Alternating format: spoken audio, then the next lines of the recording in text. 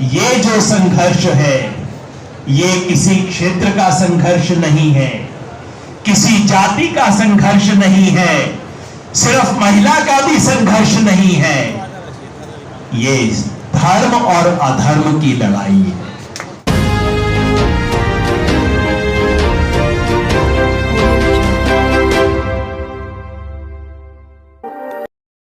समाज India party बनाई और अन्न आंदोलन में भी सक्रिय रहे, किसान आंदोलन में भी एक मुख्य भूमिका के रूप में रहे। और साथियों में बता दो, जहां पर मुख्य आंदोलन हुए हैं वहां आपकी मुख्य भूमिका रही है और बढ़ चढ़ करके हिस्सा लिया। एक बार जोरदार तालियां बजा करके हार्दिक अभिनंदन है, स्वागत।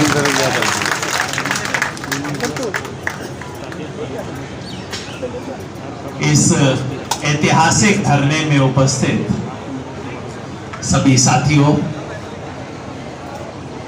सबसे पहले तो मैं माफी मांगना चाहता हूं। मैं यहां पे कोई 1 महीना बाद आ रहा हूं।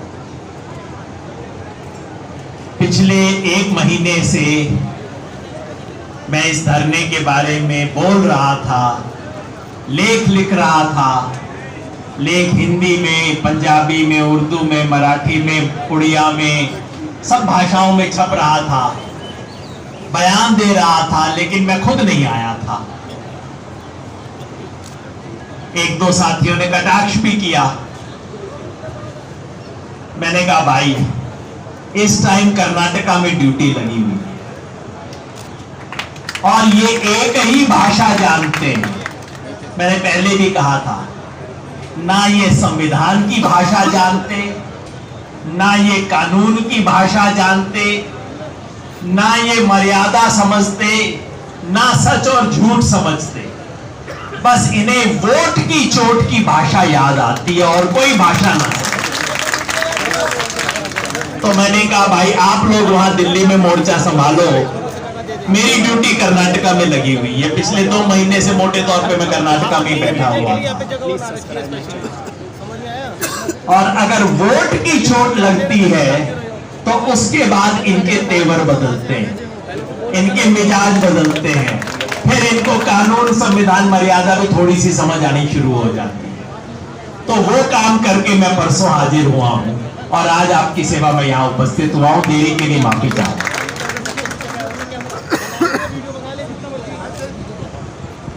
इस आंदोलन के साथ वही खेल किया जा रहा है जो किसान आंदोलन के साथ किया गया था। क्या कहते थे, ये तो जी सिर्फ पंजाब हरियाणा का है। यहां पे भी कहते हैं कि सिर्फ हरियाणा का मामला है। फिर क्या कहते थे, ना जी ये तो सिर्फ एक जाति का है, उससे फालतू कुछ ना। मैं कहा भाई, आंख खोल के तो देख लो। ना ना ना, सिर्फ एक जाति दिखाई देती है, उससे फालतू कुछ ना दिखाई देता।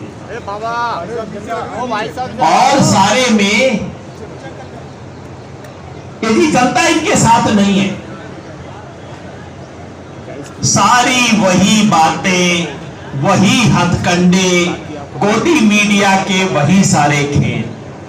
और मैं तो सैल्यूट करता हूं सोशल मीडिया के इन तमाम साथियों को, पत्रकारों को भी, जो फिर भी हिम्मत के साथ, सच के साथ खड़े हुए हैं।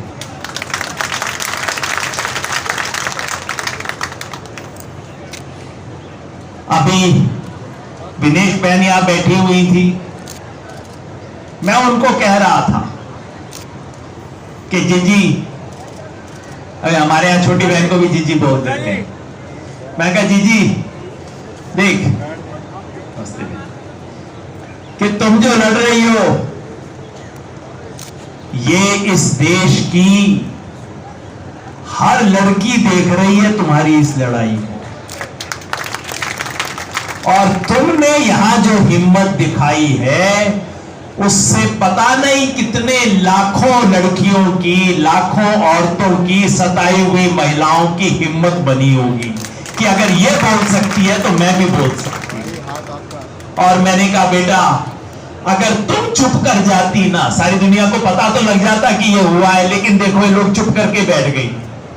अगर तुम चुप कर जाती ना तो लाखों औरतों का घर बैठे हुए मुंह बंद हो जाता कि अगर उसकी हिम्मत ना हुई तो मेरी क्या मजाल है, मैं क्या करूं। इसलिए ये जो संघर्ष है, ये किसी क्षेत्र का संघर्ष नहीं है, किसी जाति का संघर्ष नहीं है, सिर्फ महिला का भी संघर्ष नहीं है, ये धर्म और अधर्म की लड़ाई है। और अगर कोई सच्चा धर्म क्षेत्र कुरुक्षेत्र है तो ये है जहां ये लड़ाई लड़ी जाए।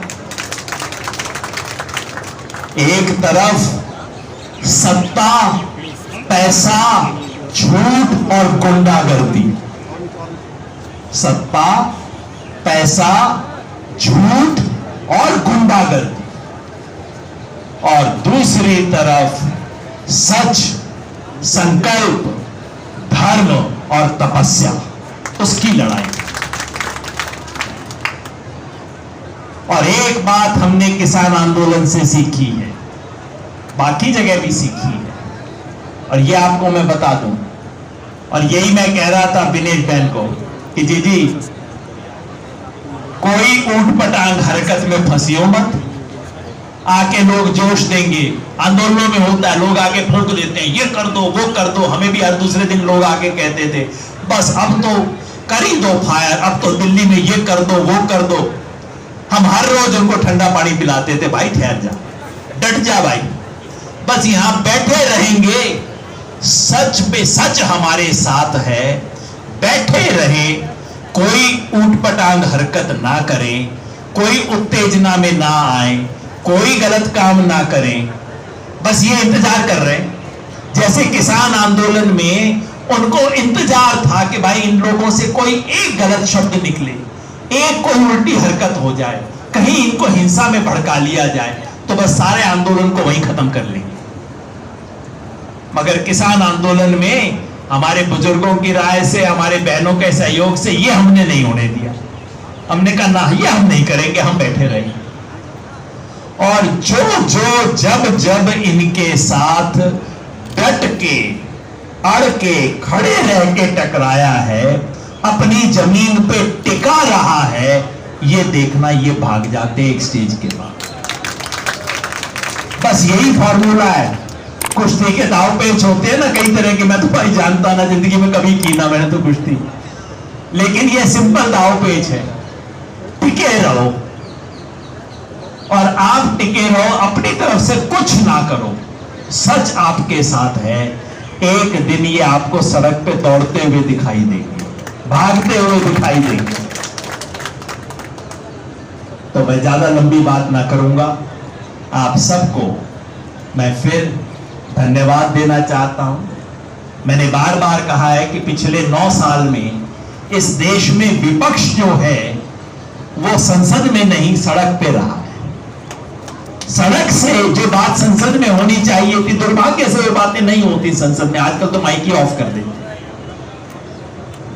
जो सच की आवाज है वो इस देश में सड़क से बुलंद हुई है, और ये एक और नमूना है, ये सच की आवाज है। झूठ को ऊपर से प्रश्रय दिया जा रहा है। मैंने एक लेख लिखा था सिर्फ ये पूछते हुए कि प्रधानमंत्री चुप क्यों है भाई। ये प्रधानमंत्री की चुप भी मुझे समझ नहीं आती। तमाम चीजों पे प्रधानमंत्री बोलते हैं, ऊंचा ऊंचा बोलते हैं, पता नहीं कितना बोलते हैं, जहां ना बोलना चाहिए वहां भी बोलते हैं, जो बात ना बोलनी चाहिए वो बोलते हैं। और ये साधारण सी बात कि भाई हमारे देश की मान सम्मान मर्यादा के प्रति, हमारे देश के गौरव के प्रति इन बच्चियों के साथ अन्याय हुआ है, सच्ची जांच करवाऊंगा, और जांच में पकड़ा गया तो छोड़ूंगा नहीं, तब तक भैया तू उतर जा। अच्छा, जो आदमी है खुद अपने मुंह से बोल रहा है, ये ब्रजभूषण अपने मुंह से कह रहा है प्रधानमंत्री एक बार बोलते तो मैं उतर जाऊंगा, तो भाई अब क्या दिक्कत है? तो क्या दिक्कत, वो खुद बोल रहा है। ऐसा नहीं कि कोई रेसलिंग फेडरेशन है, सरकार से स्वतंत्र है, मैं क्या कर सकता हूं, ऐसा कोई मामला नहीं है। बंदा खुद बोल रहा है। एक बार प्रधानमंत्री इशारा करते मैं छोड़ दूंगा, मतलब इशारा नहीं आ रहा, या कि इशारा करने वाले को इशारा हो चुका है, कहीं आंखों आंखों में इशारा हो चुका है कि तू चिंता ना कर, देखी जाएगी, कोई नहीं बेटा तेरे साथ है। या मजबूर है? भाई देश के, दुनिया के सबसे बड़े, सबसे मजबूत नेता यही कहते हैं ना, इतना मजबूत है जी मोदी तो। भाई इतना मजबूत है कि एक छोटे से गुंडे के सामने नहीं टिक सकता। ये कैसी मजबूती है भाई? अखबारों में रिपोर्ट आती है, इनका वहां पे जनाधार है, इनका फला जाति से सपोर्ट है, अगर ये नहीं रहेंगे तो फला जाति के वोट इनसे कट जाएंगे।